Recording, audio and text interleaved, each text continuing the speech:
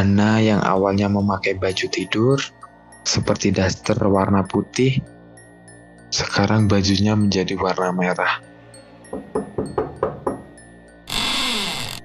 Halo Sobs, kembali lagi di channel Blank Story dimanapun kalian berada. Jangan lupa di like, comment, dan subscribe channel Blank Story agar channel Blank Story semakin berkembang ya teman-teman.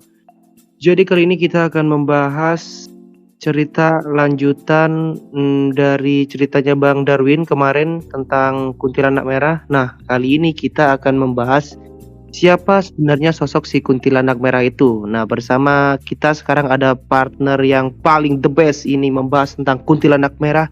Ada Bang Aron. Halo, selamat malam Bang Aron. Halo Bang, halo semuanya. Bang Aron ini nanti yang akan menjelaskan siapa sebenarnya dan latar belakang si kuntilanak merah ini, kenapa bisa sampai bawa boneka kayu yang kemarin itu yang masih menggantung. Dan kita tidak lupa juga yang punya cerita ada Bang Darwin. Selamat malam Bang Darwin. Malam Bang Vin, Bang Aron. Nah, ini Bang Darwin ini yang ngalamin cerita horor ya, bertemu dengan kuntilanak merah itu. Ya, benar. Oke, sebelum melanjut ke ceritanya, buat teman-teman rebahan santuy sambil mendengarkan ya. Selamat malam. Oke, kita lanjut ceritanya. Selamat menyaksikan. Oke, untuk episode kali ini Aron kasih judul Tragedi Sang Ventriloquist. Wah, ventriloquist tuh apa itu, Bang Aron? Ventriloquist tuh nama kah? Apakah itu tragedi? Bahasa Belanda banget ya? Mungkin nanti bisa diceritakan di pertengahan ya, nanti ada penjelasannya kok. Wah, seru nih kayaknya nih. Seru nggak Bang Vin ya? Jadi para pendengar nih kayaknya nih antusias jadinya nih. Oke, mari kita dengarkan bersama-sama. Oke. Jadi perempuan yang berbaju merah itu bernama Hana Rantika. Jadi Hana Rantika ini dulunya merupakan warga asli pribumi yang tinggal di sebuah kota dengan inisial Y. Hana memiliki penampilan dengan wajah cantik, tubuh yang kurus ideal, rambut panjang lurus berwarna hitam, memiliki mata coklat, dan alis tebal. Hana merupakan seorang pengrajin boneka kayu, di mana keluarga atau orang tua Hana ini merupakan pembisnis atau tukang jual beli boneka kayu. Dikarenakan Hana dan keluarganya merupakan pembuat boneka kayu, mereka itu memiliki kemampuan atau bakat yang unik, yaitu ventriloquist atau seni suara perut, di mana mereka bisa mengeluarkan suara tanpa menggerakkan bibir. Bang Vin sama Bang Darwin tahu kan, kayak pesulap gitu biasanya, pesulap atau seniman biasanya membawa boneka kayak gitu kan, terus bonekanya itu kayak diri, padahal itu sebenarnya aslinya suaranya dari seniman kayak gitu. Oh, tahu-tahu kayak Susan ya? Susan. Boneka Iya, Susan benar, gitu. Boneka Susan. Nah, itu disebut ventriloquist, suatu kemampuan seni berbicara tanpa menggerakkan bibir atau memakai suara perut. Oke, kita lanjut. Suatu ketika Hana ini menikah dengan seorang pria, anggap saja Mr. X, karena Hana ini tidak mau memberitahu nama dan masa lalu sang suami dari Hana ini. Jadi ketika Aron tanya, Hana itu tidak merespon apabila itu tentang suaminya. Tetapi Hana hanya memberitahu bahwa suami Hana ini atau Mr. X ini merupakan blasteran antara Indonesia dengan Cina, di mana ayah dari Mr. X ini merupakan orang asli Cina, sedangkan ibunya asli dari Indonesia, tepatnya asal kota dengan inisial Y. Hana dan Mr. X merupakan sama-sama orang yang berada atau memiliki perekonomian yang di atas rata-rata orang biasa, atau konglomerat lah, orang kaya kayak gitu. Setelah Hana menikah dengan Mr. X, mereka memutuskan untuk membeli rumah dan tinggal bersama. Hana dan suaminya membeli rumah di dekat rumah orang tua Hana. Jadi, Hana ini masih sering menolong orang tuanya untuk membuat boneka kayu untuk dijual. Sedangkan untuk pekerjaan Mr. X atau suaminya, Aaron tidak tahu karena Hana tetap tidak merespon saat ditanya. Oh iya, ada beberapa detail cerita yang tidak bisa Aaron sebutkan atau Aaron share ke kalian atau orang lain karena ini merupakan pesan langsung dari Hana. Hana juga bercerita bahwa dulu Hana dan Mr. X itu setelah menikah melakukan bulan madu di suatu tempat yang lumayan jauh dari tempat mereka tinggal, yaitu kota dengan inisial B. Hana juga menceritakan bahwa Hana dan Mr. X atau suaminya menantikan seorang anak di mana setelah beberapa tahun menikah, mereka masih belum juga dikaruniai oleh seorang anak. Setiap minggu, mereka selalu pergi ke dokter untuk melakukan program hamil atau terapi agar cepat mempunyai anak. Jadi si Mr. X sama Hana ini ngebet sekali kayak pengen punya anak gitu. Tapi Hana dan Mr. X ini masih belum melihat tanda-tanda kehamilan. Akhirnya Hana dan suaminya melakukan segala cara untuk agar cepat hamil gitu. Mulai dari pergi ke dokter yang terkenal hingga pergi ke pengobatan alternatif. Ya, anggap saja kayak dukun beranak atau pengobatan-pengobatan yang lain gitulah. Setelah selang hampir 13 tahun, tepatnya 12 tahun, 7 bulan, Hana bercerita bahwa ia mengalami tanda-tanda kehamilan seperti mual, ngidam, kayak menginginkan sesuatu, serta nafsu makannya menjadi lebih sedikit.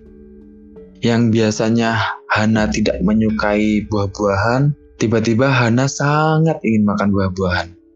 Hana dan suaminya memutuskan untuk memeriksakan ke dokter apakah hamil atau tidak. Benar sekali, Hana dinyatakan positif hamil. Ya tentu saja Mr. X ini sama Hana senang sekali karena emang sudah hampir 13 tahun kan mereka itu menantikan si jabang bayi ini. Bahkan Hana juga bercerita bahwa suaminya atau Mr. X ini lebih protektif lagi daripada biasanya. Jadi yang biasanya itu Hana makan apapun itu boleh, tetapi di sini Hana itu lebih diatur lagi pola makannya, pola tidurnya. Hana itu diatur terus sama suaminya. Karena apa? Suaminya sayang sekali melihat jabang bayi yang ada di perutnya Hana ini. Ya suaminya itu seperti menjaga sebuah berlian gitulah ibaratnya. 1 tahun berlalu, akhirnya penantian Hana dan suaminya atau Mr. X ini sudah tiba, di mana Hana melahirkan seorang bayi yang berjenis kelamin laki-laki. Hana dan Mr. X merawat anak semata wayangnya itu dengan sepenuh hati. Bahkan pada tahun itu, orang-orang seperti Hana dan suaminya atau Mr. X ini atau orang-orang kaya konglomerat, mereka itu memiliki babysitter untuk mengasuh bayi atau anak mereka. Tetapi beda dengan Hana dan suaminya ini, mereka itu merawat anaknya berdua tanpa ada bantuan orang lain. Karena mereka ingin sekali menghabiskan waktu untuk anaknya.